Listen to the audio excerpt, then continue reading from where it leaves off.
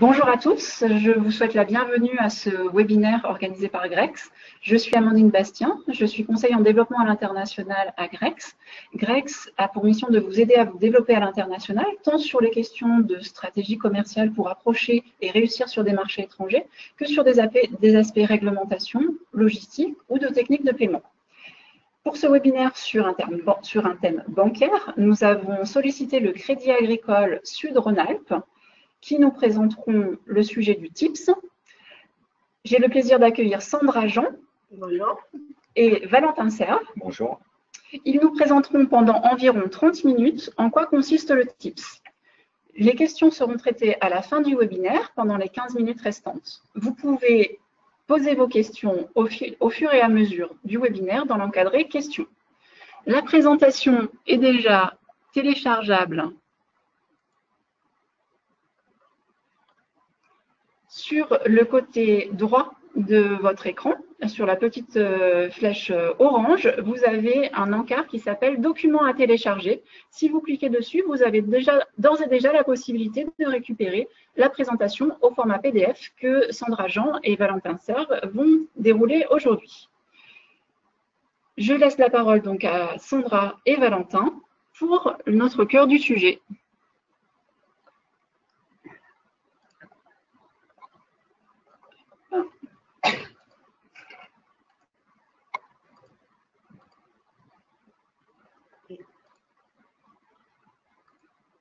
Et voilà, je vous laisse la parole. Voilà, donc comme Amandine vient de nous le présenter, donc nous sommes là pour parler du virement instantané.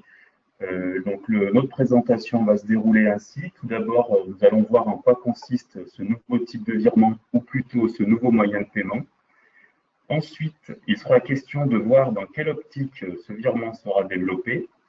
Je vous invite à parler bien fort en direction du micro. Merci. Allez. Nous poursuivrons en décrivant donc les différents systèmes d'échange et les intervenants.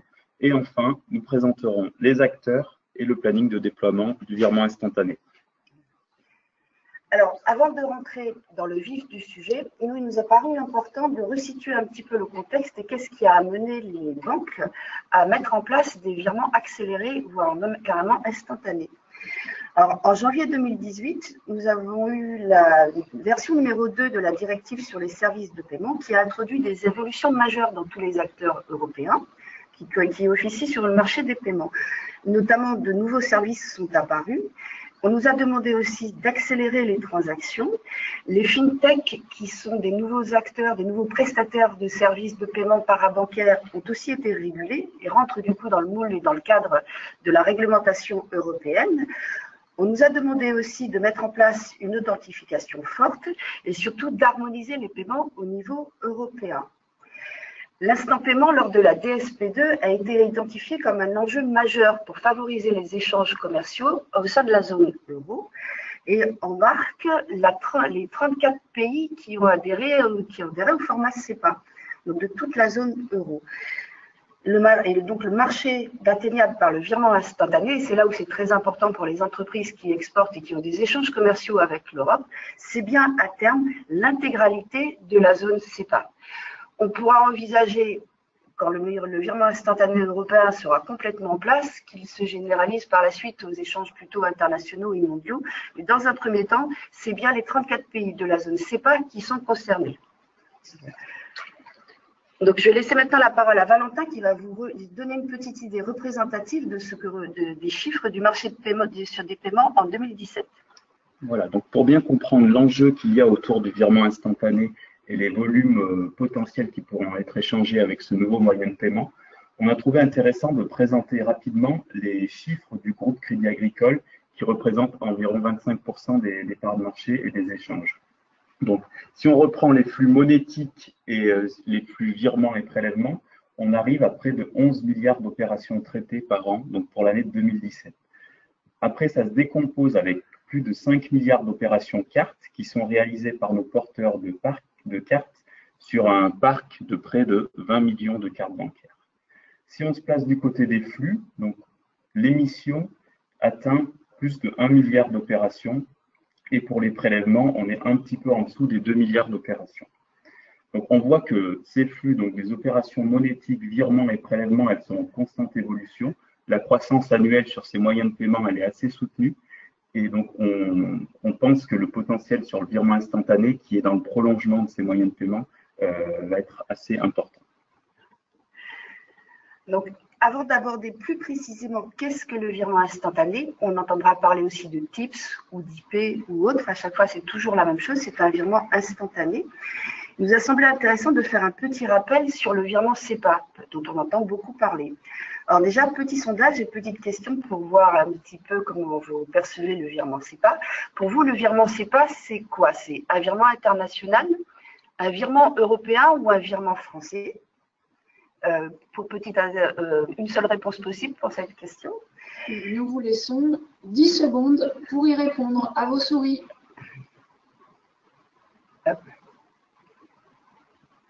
Ah.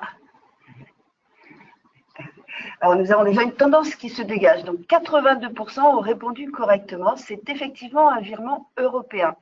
Alors, on pourrait dire aussi qu'un virement international, c'est une bonne réponse, puisque l'Europe, c'est aussi l'international, mais ce n'est pas international au niveau mondial, c'est vraiment un virement européen qui est destiné à tous les États de l'Europe qui ont adhéré au format SEPA.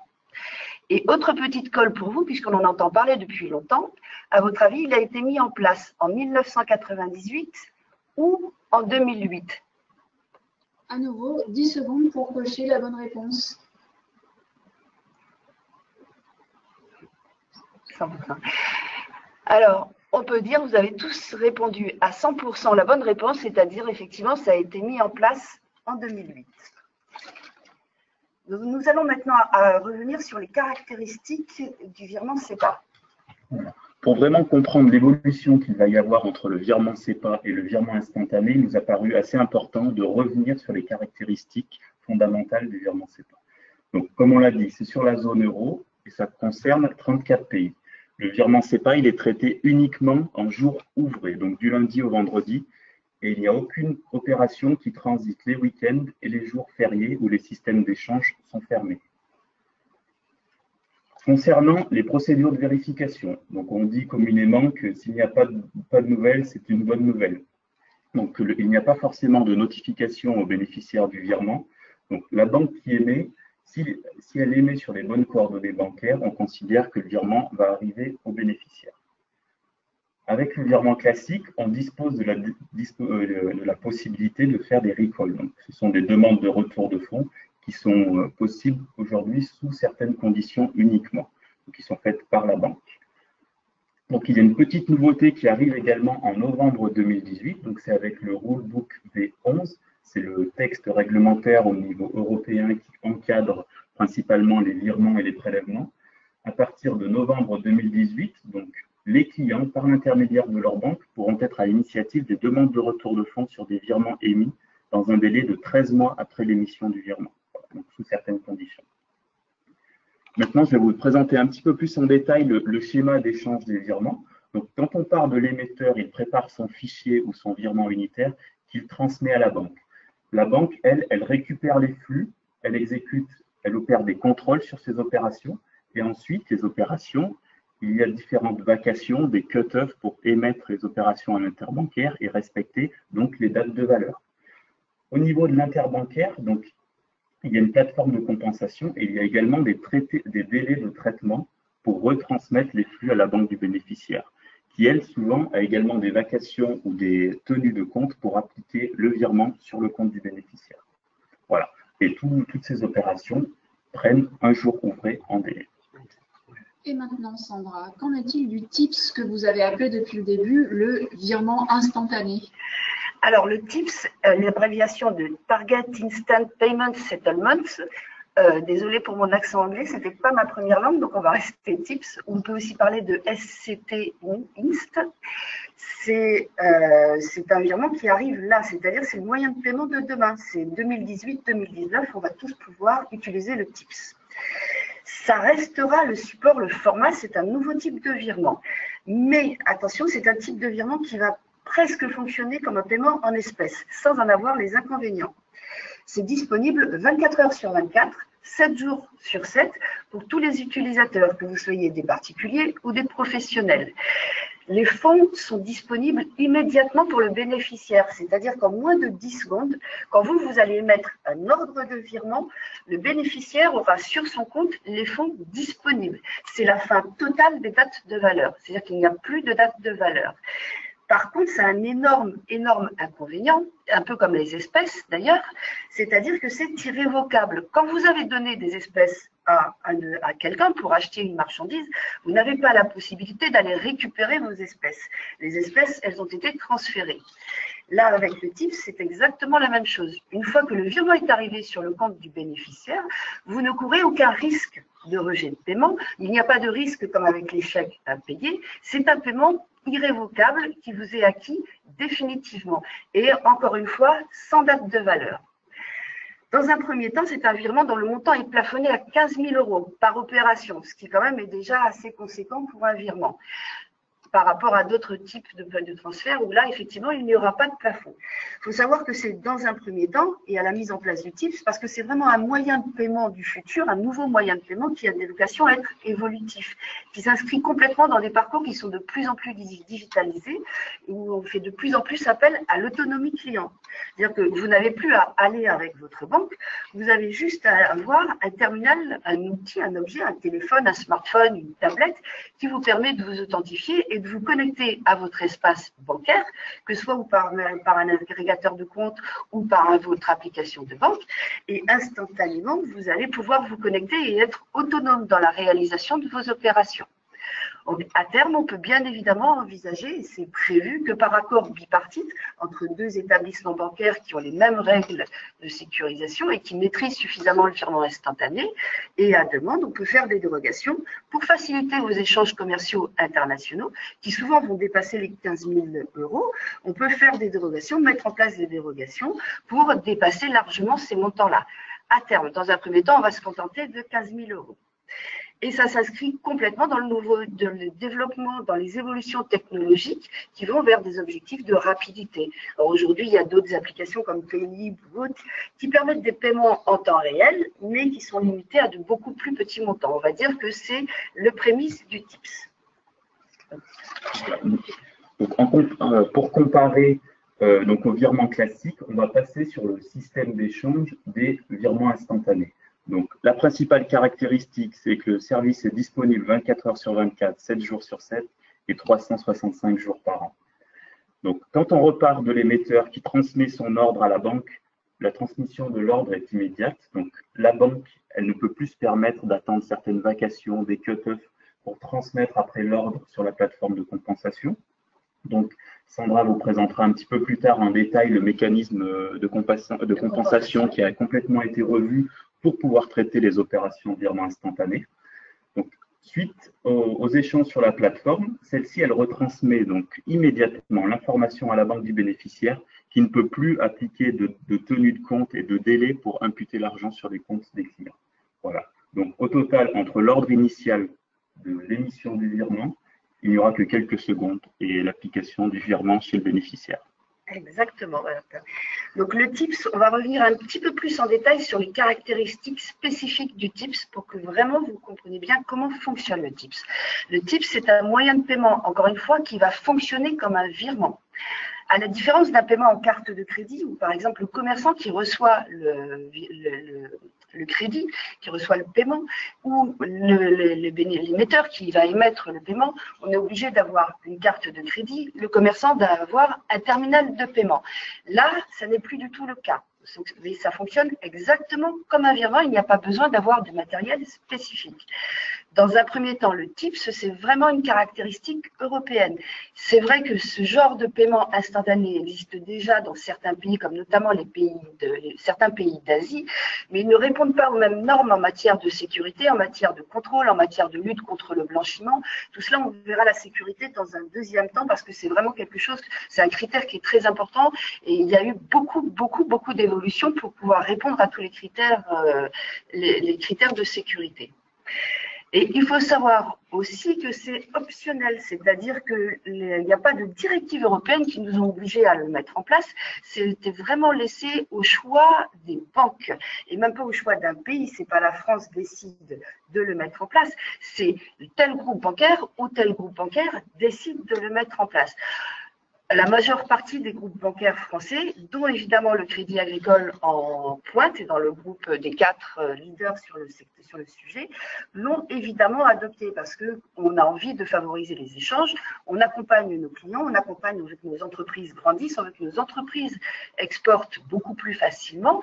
Et pour nous, vraiment, cette accélération des transactions, c'est quelque chose, c'est un élément clé dans le développement économique. Et hors de question qu'on reste à la traîne. Le temps d'exécution visé, c'est très rapide, c'est vraiment 10 secondes, c'est-à-dire que c'est instantané. Encore une fois, c'est fini les dates de valeur. Donc, vous allez commander, vous allez passer des commandes, vous allez à des fournisseurs, vous allez recevoir des commandes de la part de vos clients. À partir du moment où le virement est sur votre compte, 10 secondes après qu'il ait été initié, vous êtes sûr et certain, vous pouvez tranquillement procéder à la livraison de la commande, tirer vos câbles et vous ne serez jamais redébité. Il n'y a pas de date de valeur et vous pouvez réutiliser instantanément les fonds que vous aurez reçus. Qui plus est, il y a une autre option qui est intéressante, c'est qui n'existe pas avec les virements classiques, c'est qu'il y a la possibilité de recevoir des notifications de crédit. C'est-à-dire que pour l'émetteur, il reçoit une notification de la part de sa banque, comme quoi les fonds sont arrivés à bonne destination. Et le bénéficiaire reçoit aussi la notification comme quoi il vient de recevoir un virement, ce qui aujourd'hui n'est pas le cas. Et ce qui implique d'ailleurs qu'au niveau des échanges bancaires et au niveau des échanges de flux, il y ait des coordonnées, il y ait des éléments d'identification physique du destinataire final, ce qui fait d'ailleurs partie de la sécurité aussi et des critères que l'on a mis en place pour la sécurité. Après, il y a une énorme différence en matière de sécurité, justement, c'est que la règle qui est appliquée, c'est la règle du no news, bad news. Ce qui signifie concrètement, c'est que la transaction n'est validée que si la banque de l'émetteur et la banque du bénéficiaire, tous les deux donnent leur accord. C'est-à-dire que ce sont des comptes qui ont un fonctionnement classique, ce sont des comptes qui ne sont pas sous surveillance, ce ne sont pas des comptes qui sont suspectés de participer à des activités de blanchiment, de financement du terrorisme, et ce ne sont pas des comptes non plus qui sont susceptibles, de par leur fonctionnement, d'être des comptes support de fraudeurs. Et ça, c'est très, très, très, très important. C'est-à-dire que si à un moment donné, vous émettez un virement instantané et qu'il n'est pas bien reçu, ça peut vous servir, vous aussi, d'alerte, comme quoi c'est une transaction frauduleuse. Voilà, donc maintenant nous allons évoquer les différences fondamentales et les points communs entre le virement instantané et le virement classique. Donc le premier point, on l'a déjà évoqué, c'est l'irrévocabilité de l'ordre. Donc, il peut éventuellement y avoir une demande de retour de fonds, mais celle-ci sera toujours soumise à l'accord du bénéficiaire. Le deuxième point commun, c'est les standards d'échange, donc c'est avec l'EPC. La communauté et les personnes adhérentes au réseau est identique, c'est donc la zone CEPA et le CSM. Et enfin, le dernier point, ce sont les exigences de sécurité en termes de gestion de la fraude, de conformité, notamment pour la lutte anti-blanchiment, la lutte anti-terrorisme et pour des informations réglementaires comme l'adresse du donneur d'ordre qui doit être transmise dans les informations de virement, dans le flux de virement. Pour les divergences, donc c'est vraiment le délai d'exécution avec le virement instantané. Nous arrivons à quelques secondes alors qu'il fallait attendre au minimum un jour ouvré avec le virement classique. Le type de traitement des données va différer. Pour l'émission des virements, nous étions plutôt sur des fichiers, des remises avec une grande quantité d'opérations. Dans un premier temps, le virement instantané va être échangé de façon unitaire. Et donc le mode de traitement donc informatique du virement instantané est complètement revu par rapport au virement classique, puisque les différents acteurs doivent être interconnectés donc pour arriver à échanger les opérations en temps réel sur le marché. Voilà. Donc Sandra va présenter un peu plus en détail le fonctionnement.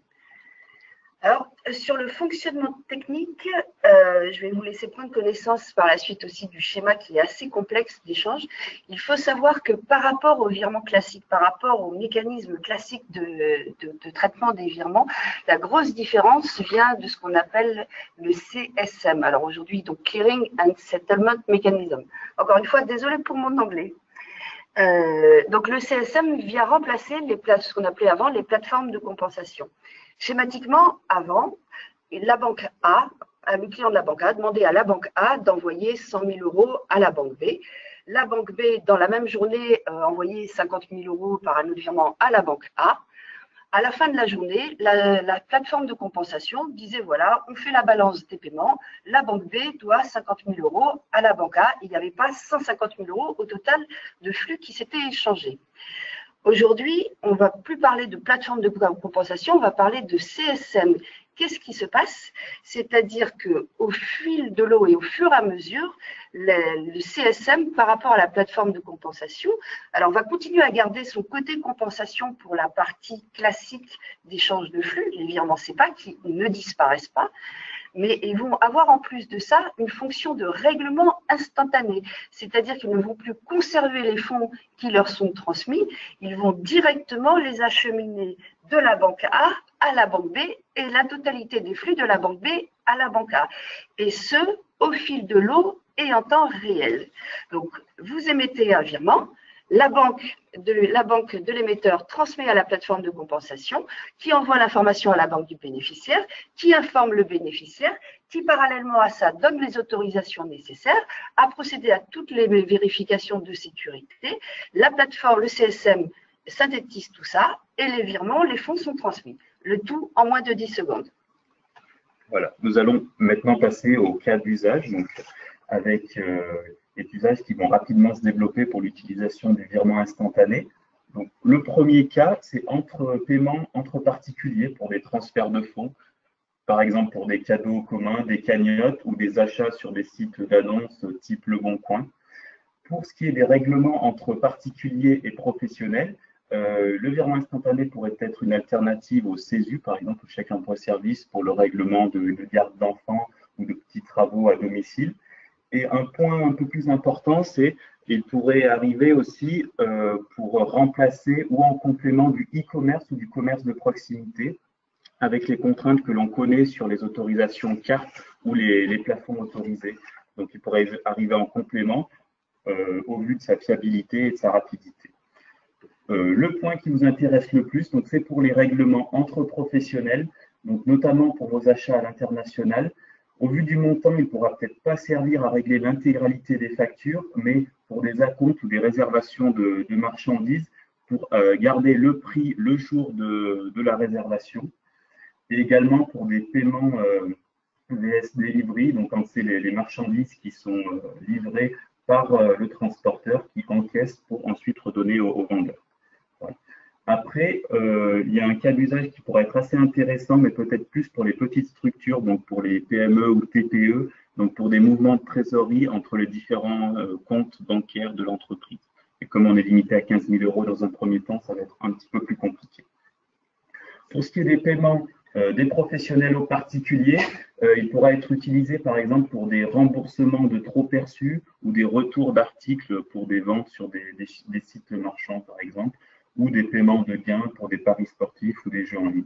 Et enfin, un volet assez intéressant, il pourra être utilisé au niveau ressources humaines pour le paiement des salaires des salariés au vu des délais qui sont assez courts entre le temps pour réaliser les fiches de paie et le versement des salaires sur les comptes clients. Voilà. Donc, en préambule, au dernier volet de cette présentation sur le TIPS, nous allons vous poser quelques questions sur, d'après vous, quels sont les nouveaux moyens d'authentification et de sécurisation qui sont mis en place par les banques. Donc, l'identification rétinienne, l'empreinte digitale, l'authentification biométrique veineuse, l'analyse vocale, la reconnaissance faciale en 3D. Vous avez à nouveau 10 secondes pour choisir la ou les bonnes réponses.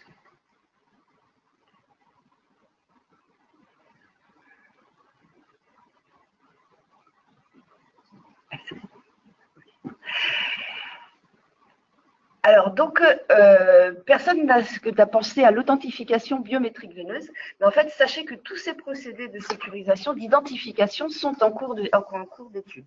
Et les banques, à l'heure actuelle, ne s'interdisent absolument à rien du tout. Donc, Valentin va nous parler un petit peu plus de la sécurité et de la sécurisation. Voilà, donc au niveau de l'utilisateur, ce n'est pas tout à fait visible, mais pour les établissements bancaires, donc l'enjeu le plus important, c'est d'arriver à avoir une sécurisation maximale des échanges interbancaires qui vont avoir lieu avec le virement instantané. Parce qu'en quelques secondes, l'ensemble des contrôles doivent être réalisés. Donc le traitement du paiement, il va être de plus en plus complexe et la fraude va être plus difficile à détecter. Mais grâce aux nouvelles technologies, on va arriver à détecter plus vite, donc que ce soit avec le machine learning ou l'intelligence artificielle. Donc on va être capable de traiter plus rapidement des masses de données dans un souci de sécurisation, donc notamment grâce aux blockchains, qui sont des technologies de stockage et de transmission des informations sous le contrôle d'un organe sécurisé. D'autre part, pour arriver à échanger au mieux l'ensemble de ces informations et de ces flux, les grands acteurs du marché ont fusionné entre eux pour avoir plus de réactivité et pour échanger les opérations bancaires en toute sécurité. Donc, on va prendre un exemple concret, c'est celui du Crédit Agricole qui dispose d'un outil qui est de surveillance des virements. Cet outil, il est capable en temps réel d'analyser tous les virements qui sont émis par nos clients, donc de les filtrer.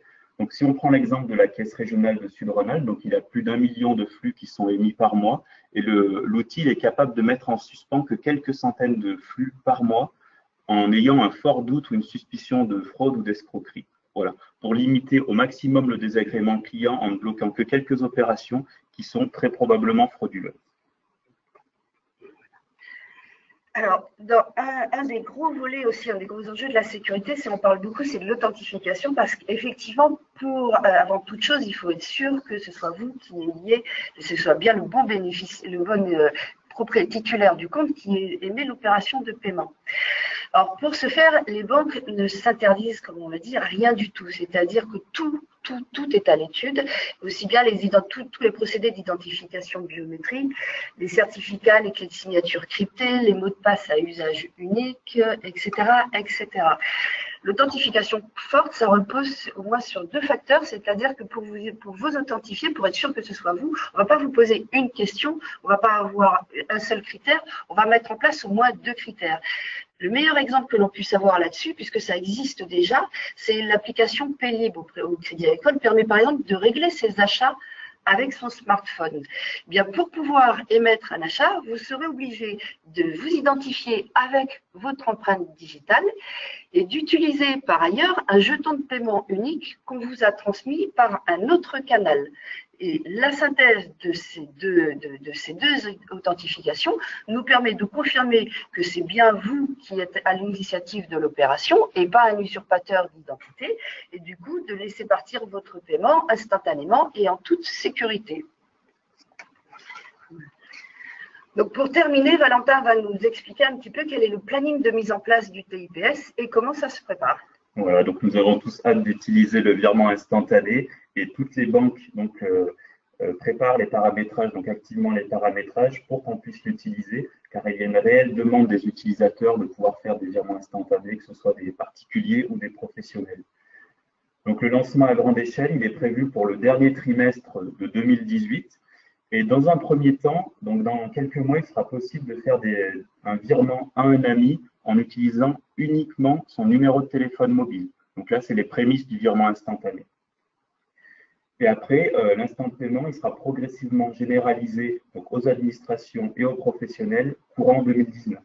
Donc vous allez probablement pouvoir l'utiliser pour vos opérations à l'international en 2019. Donc le virement instantané, il va pouvoir se substituer aux opérations chèques ou espèces et compléter l'offre de carte bancaire.